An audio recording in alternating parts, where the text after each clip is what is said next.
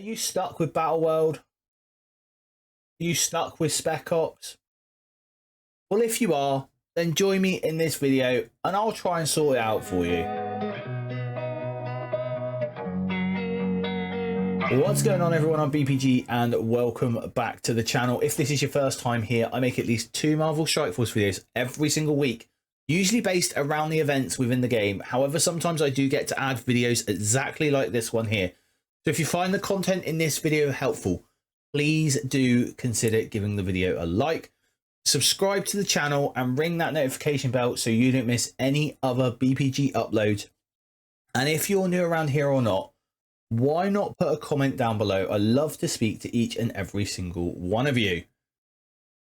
So Battleworld, it seemed like last night it landed with a bit of a flop for a lot of people. The biggest complaint I heard was Spec Ops, and I want to tell you now, everyone, that Spec Ops, don't worry about it. It is only there to break leaderboard tiebreakers. If you want to know what I'm talking about, let's go and have a look. So here we are on the front screen of Battleworld, the Abyss, Zone 1.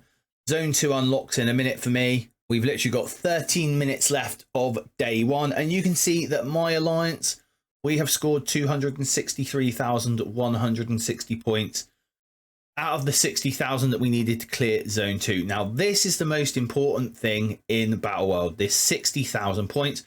Why is this important? Because the points you earn, the VPs you earn from this, as long as you get over 60,000, you're going to be able to move to the next zone. If you don't get over that 60,000, the next zone will not unlock and you will be stuck doing the first zone until you beat that 60,000 points in a day. Now let's take a look at how my alliance is doing. You can see here that I have already completed these missions.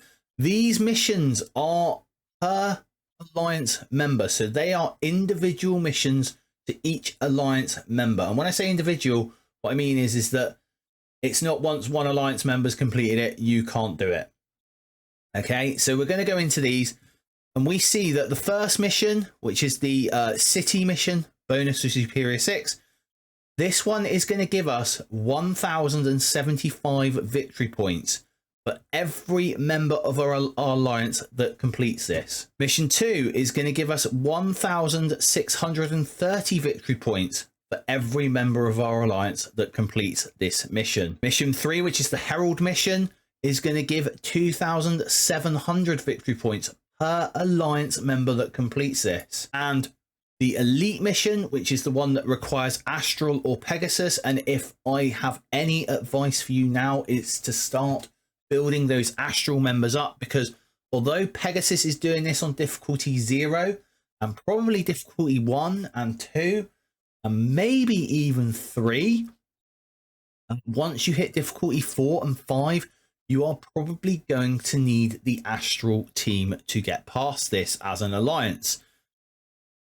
So 5,410 points per alliance member that completes this, not to mention that if your alliance completes all the waves on this, like my alliance has here, 144 of 144 waves, you will get the top end prize, which at the moment isn't much, but that is daily. So that is 2,750 purple ions daily to your alliance, and they come in at the end of the day when the Battleworld finishes. Now let's take a look at what everyone is really worried about, which is Spec Ops. Now they kept this under their hat, basically. They really didn't explain how Spec Ops works.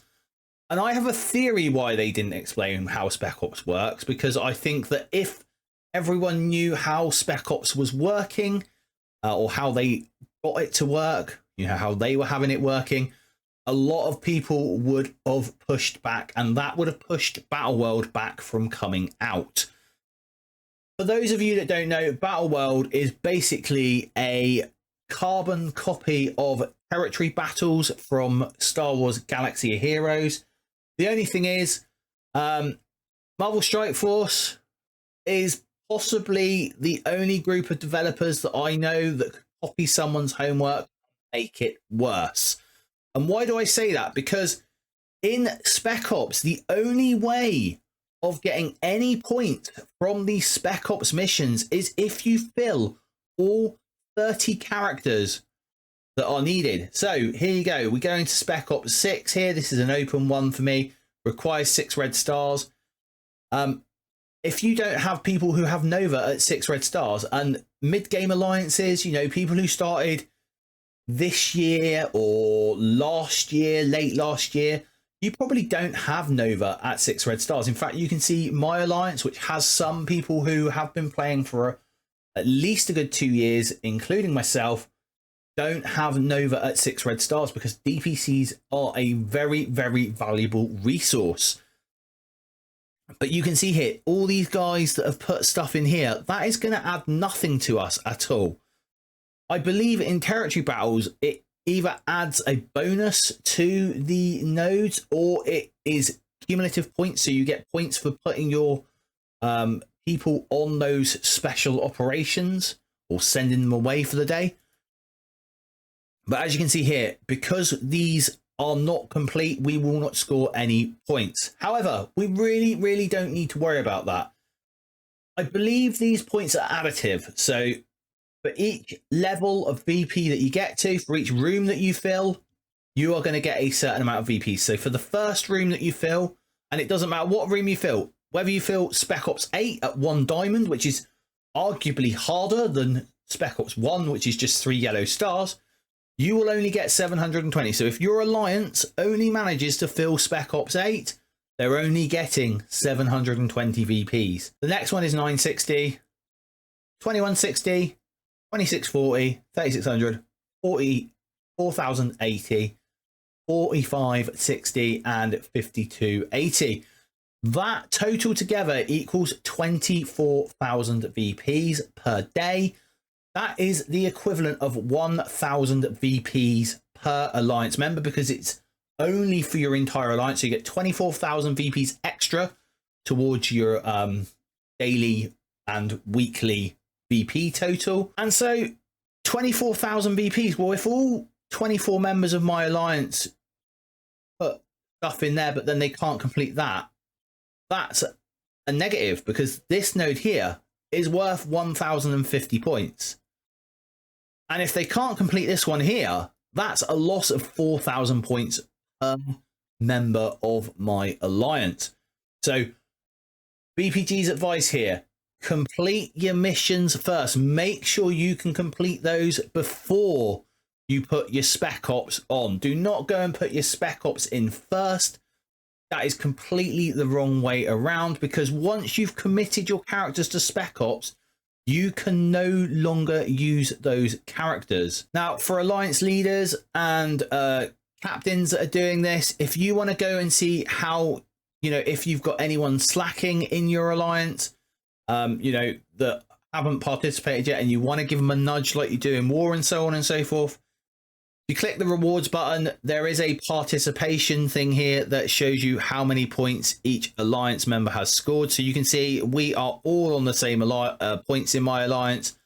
And so that means that we have all done all the nodes. You can also go into the individual nodes, go to the little bar graph tab here, and that will also tell you who has done it. And if they haven't, just like raids, it will come up underneath that they have not yet done those missions. Okay, so the most important thing you can do as a player to help your alliance leaders and alliance Battleworld captains, if you have them, is to come up to the Marvel Strike Force website, come up to the little hamburger button here, go to a roster, and make sure that you have this here.